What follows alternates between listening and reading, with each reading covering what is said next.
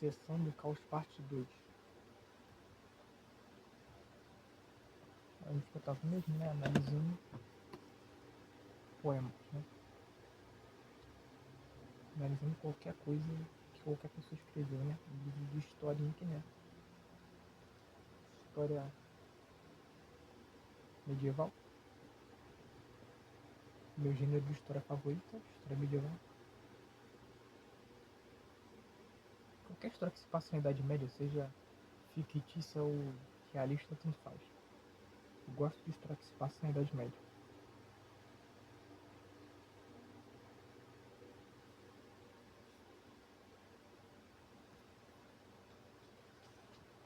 E depois eu vou reler essa parte aqui, né? Só que é só pra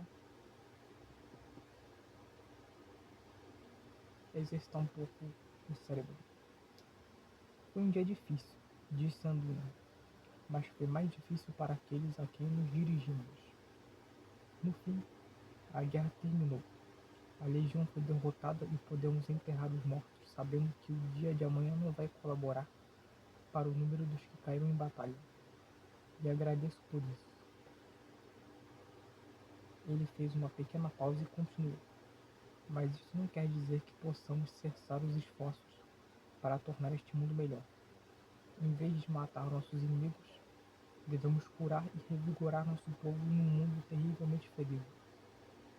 E devemos proteger e estudar um recurso precioso que chegou apenas hoje à minha atenção.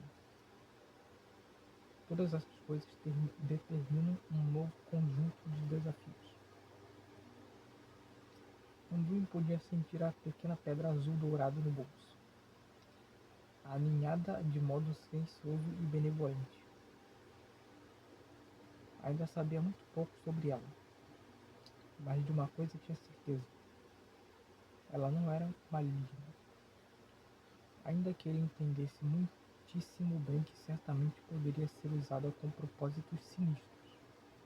Até os Naru podiam. Pegou o lenço.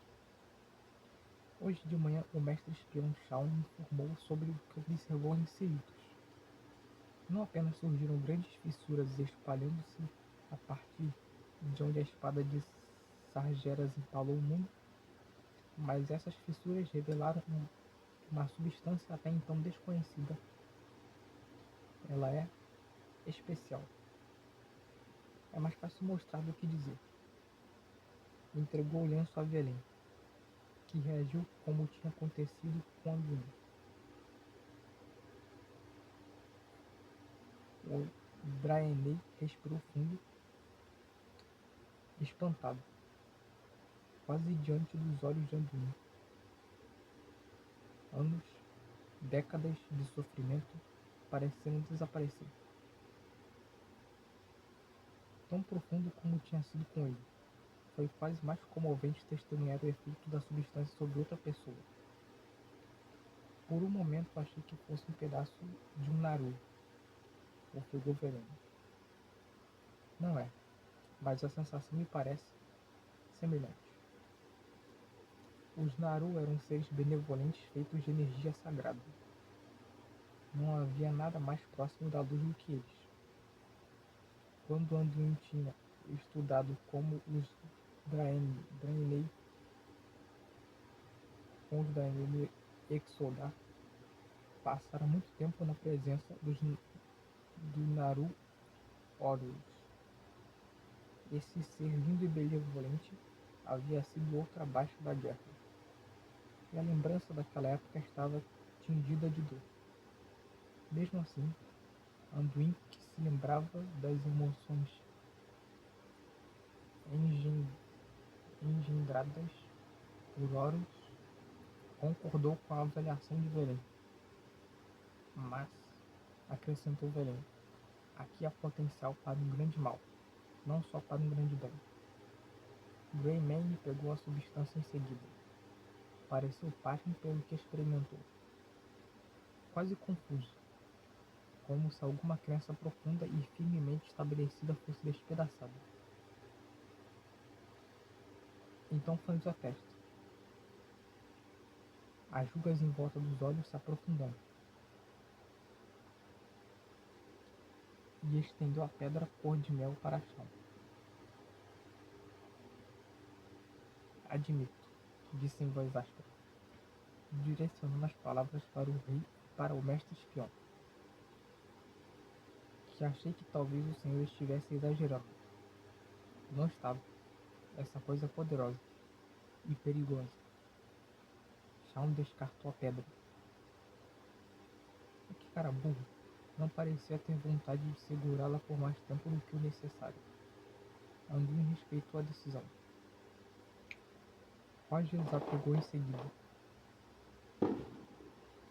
Ela cambaleou, estendendo a mão para se equilibrar na lateral da grande mesa de mapas, olhando com fascínio para a pedrinha. Então sua expressão se transformou em uma mescla de raiva e esperança. Existe mais disso?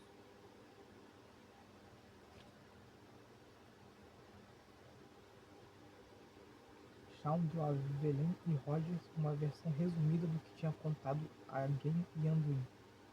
Os dois ouviram com atenção. Quando ele terminou, Roger disse: se pudermos descobrir um modo de usar isso, poderíamos esmagar a Horda. Pensar em Sylvana com isso me deixa nauseado, disse Jane, sem poupar palavras. Mal ele sabe que ela já tem um desses também. Ou seja, estão ferrados, né? Eu espero que ela ganhe mesmo, ela é a melhor personagem dessa história, então ela tem que ganhar. O mal sempre tem que vencer, essa é assim que eu penso. Porque precisamos voltar tudo para a violência. Porque é só assim que se ganha. Pensou Anduin com sua própria insinuação de raiva. Em vez disso, respondeu à primeira pergunta de Roger. Eu disse ao mestre espião Shaun que precisamos obter mais disso e estudar. Acredito que há coisas muito melhores que podemos fazer com essa substância do que criar métodos de matar com mais eficiência. Sylvana não pensaria assim. E nós também não devemos pensar. Anduin virou seus olhos azuis na direção de Greymane. Eu diria que o que nos torna melhores do que ela é pensarmos assim. Enquanto Jen começava a protestar, Anduin levantou uma das mãos. Mas eu jamais deixaria a aliança vulnerável. Com informações suficientes, poderíamos aplicar nossas capacidades em mais de uma tarefa. Ele ajeitou os ombros e virou a atenção para o mapa de Azeroth aberto à frente. Os olhos azuis examinando a imagem de um mundo que tinha se tornado ainda mais precioso para ele. Seu olhar se demorou no lar do aliado mais próximo de Vento Bravo, as terras dos anões e sua capital, Alta Forja. Os humanos não lutaram sozinhos contra a Legião, lembrou Anduin. Conosco na luta estavam os Draenei e os Pandaren que escolheram a aliança. O seu povo também. Jen, refugiados, Worgen e humanos que mais do que mereceram seu lugar na aliança, ficando ombro a ombro primeiro com meu pai, depois comigo diante daquele perigo medonho. Os anões e os gnomos também estiveram conosco. Ainda que não exatamente ombro a ombro, disse Jen. Ela apela sobre a altura dos anões, claro. Tinha que ter uma dessa. Anduin tinha descoberto que as emoções mais suaves costumavam deixar o rei carrancudo pouco à vontade. A raiva e a teimosia lhe caíam melhor do que o calor ou a gratidão. Assim também fora Varian, por muitos anos. Personagem que morreu no começo da história. Talvez não. Anduin abriu um sorriso breve. Essa era uma piada da qual os próprios anões riam. Visualizou o antigo rei deles, Magni Barba Bronze, retrucando com algo do tipo: pode deixar, rapaz, a gente corta o seu tamanho. Mas eles sempre estiveram ao nosso lado, firmes e invencíveis como pedras. O afeto por aquele povo forte e obstinado responsável por fazer com que ele começasse a percorrer o caminho para o sacerdócio e também para a técnica de luta adequada, inundou Anduin. Deveríamos levar isto para a Liga dos Exploradores. Eles podem ter alguma ideia que nos escape. Além disso, estão espalhados por todo o mundo. São muitos olhos e ouvidos extras para você, Shaw. Shaw assentiu com a cabeça, de cabelo castanho avermelhados. Anduin continuou. Os elfos noturnos também podem ajudar. Uma raça tão antiga talvez já tenha encontrado algo assim. Eles também perderam muitos nessa guerra. E acredito que um pedido de ajuda e apoio seria bem recebido. E os Draenei? Anduin tocou o braço de seu velho amigo Veleno. Vocês perderam mais do que qualquer um de nós pode compreender. E como você disse, este material evoca os Naru. Os Naru. Talvez haja algum tipo de ligação. O rei voltou a atenção para o grupo. Todos vieram quando chamamos. E agora os veteranos retornaram aos campos, negligenciados por tempo demais, para suprimentos perigosamente reduzidos. Nós nos lembramos do que aconteceu depois da Batalha de Northunder, quando os recursos são reduzidos. Fagulhas de ressentimento podem se transformar em conflagração, até mesmo entre raças que estão do mesmo lado. Vamos garantir que nenhum dos nossos aliados lamente por ter oferecido ajuda a Vento Bravo. Todos se entreolhavam e assentiam. Pretendo viajar às terras de nossos amigos mais leais, informou Anduin, para agradecer pessoalmente pelos sacrifícios, oferecer o que pudermos para que a recuperação econômica deles seja rápida e também para pedir ajuda. Ele havia esperado que Greymane protestasse, e o velho não desapontou. Seu povo está em Vento Bravo, lembrou desnecessariamente ao rei. Ele precisa do senhor aqui. Gilneas, pelo menos, não precisa de nenhuma visita real. Verdade, Gilneas não precisava. Nunca havia precisado. Em anos anteriores, por ordem do próprio Greymane, Gilneas tinha cortado todo o contato com qualquer coisa que estivesse fora de suas enormes muralhas de pedra. O reino não tinha ajudado os outros quando eles precisaram. E esse isolamento havia provocado raiva e ressentimento com relação aos Gilneanos. Pelo menos no início, quando foram obrigados a abandonar a reclusão autoimposta. Mas agora não restava nada do reino antes grandioso, a não ser ruínas sombrias e tristeza. Você ficou com raiva de mim, pelo que recordo, quando me aventurei até as Ilhas Partidas para ver o lugar onde meu pai tombou, respondeu Anduin em tom afável.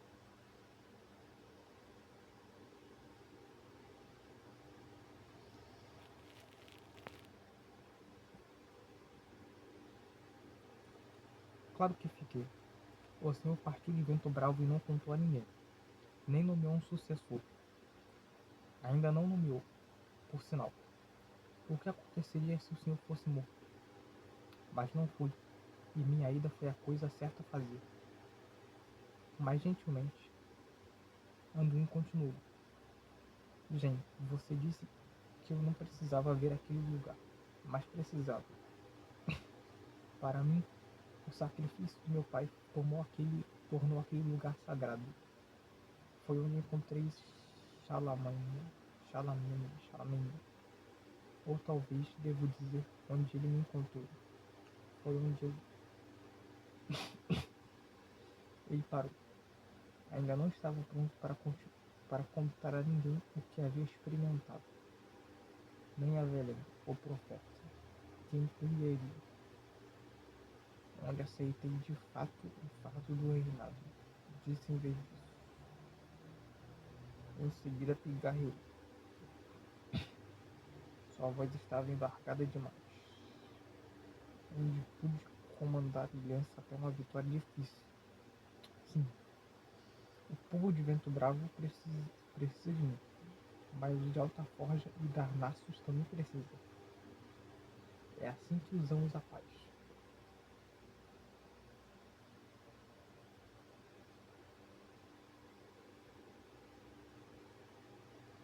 Para preparar o terreno para a unidade e a prosperidade, de modo que talvez um dia a guerra seja relegada aos livros de história. Era um objetivo nobre, mas talvez inalcançável. A maioria dos que estavam ao redor da mesa parecia achar que era a segunda hipótese, mas Anduin estava decidido a tentar. Velha Emma era como a maioria das pessoas de Vento Bravo a conhecia. Ela não tinha problemas com o apelido. Era velha, afinal de contas. E em geral isso era dito em tom amistoso, mas tinha um sobrenome de verdade, Pedra Viva, e um passado, assim como todo mundo. Tinha amado e sido amada, e se às vezes se perdia no passado, bom, era lá que todo mundo estava, então que assim fosse. É igual esqueci o nome. Primeiro foi seu marido, Jenny, quem morreu na Primeira Guerra. Mais pessoas morriam na guerra, né? E eram homenageadas e lembradas em cerimônias como a que fora comandada pelo jovem rei. Anduin Win a fazia se lembrar demais dos próprios filhos. Tinham sido 3. O pequeno Jen, que recebera esse nome por causa do pai, Jack, que recebera o nome de seu tio John, e Jake. Eles também tinham morrido na guerra, bem como a irmã dela, Janice. Só que aquela guerra fora pior do que a que havia acabado recentemente. Seus filhos tinham perecido por causa de Arthas Menethil e sua guerra contra os vivos. Eles haviam sido guerreiros de Lordaeron, compostos como guardas do rei Terenas. Tinham tombado junto com o rei e o reino, mas ninguém homenageara seus nomes com uma cerimônia formal. Ninguém pensava neles como heróis de guerra. Tinham sido transformados em monstruosidades insensatas. Ainda estavam naquela condição brutalmente cruel, mortos ou transformados em renegados da rainha Banshee. Qualquer que fosse o destino de seus lindos filhos, eles estavam perdidos para ela. E o mundo vivo dos humanos só falava desses horrores em sussurros. Emma apertou a alça do balde que segurava e se concentrou na tarefa. Pegar água do poço. Pensar em Jane, Jack e Jake nunca era uma coisa boa. Os lugares para onde isso levava a mente e o coração. Apertou mais ainda a alça do balde enquanto se aproximava do poço. Concentre-se na necessidade dos vivos, disse a si mesmo, não dos mortos, ou dos mortos-vivos.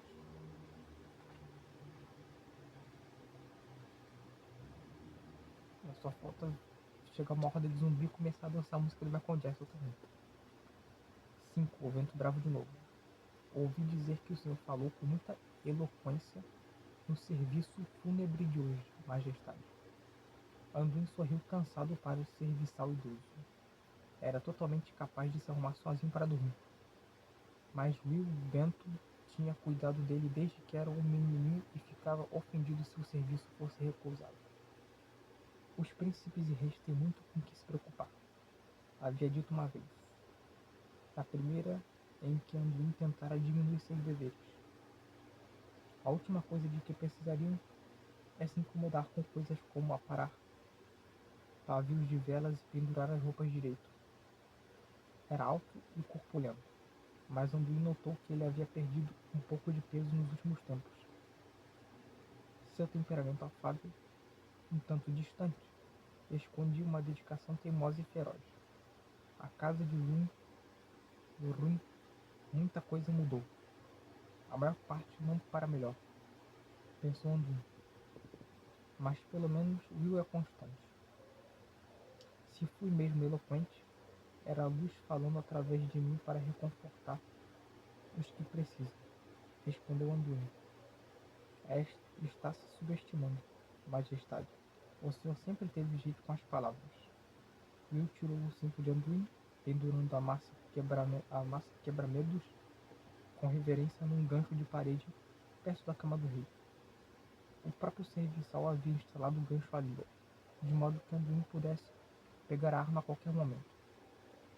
Só para garantir, tinha dito. Na ocasião, o príncipe Anduin revirava os olhos, mas o homem que ele havia se tornado sentia o coração aquecido diante da expressão preocupada de alguém que era mais do que um serviçal. Will era um velho amigo. Você é muito gentil, disse Anduin. Assim, Will suspirou. Jamais sou isso, como o senhor sabe muito bem. Anduin cumprimentou, comprimiu os lábios para não sorrir escancaradamente. Seu ânimo melhorou, e ele não pôde resistir a provocar o erro. Você ficaria satisfeito em saber que vamos voltar logo a Alta Forge, a não ser que prefira não ir. Ora, majestade, por que eu preferiria uma coisa dessas? Não há nada como o calor constante e o clangor de uma forja gigantesca funcionando sem parar para garantir que a gente descanse bem. Além disso, certamente nada de mal jamais acontece em Alta Forge. Ninguém é transformado em diamante, nem é enterrado embaixo de entulho, feito refém ou obrigado a fugir para se salvar. Continuou o velho serviçal numa voz que beirava o sarcasmo.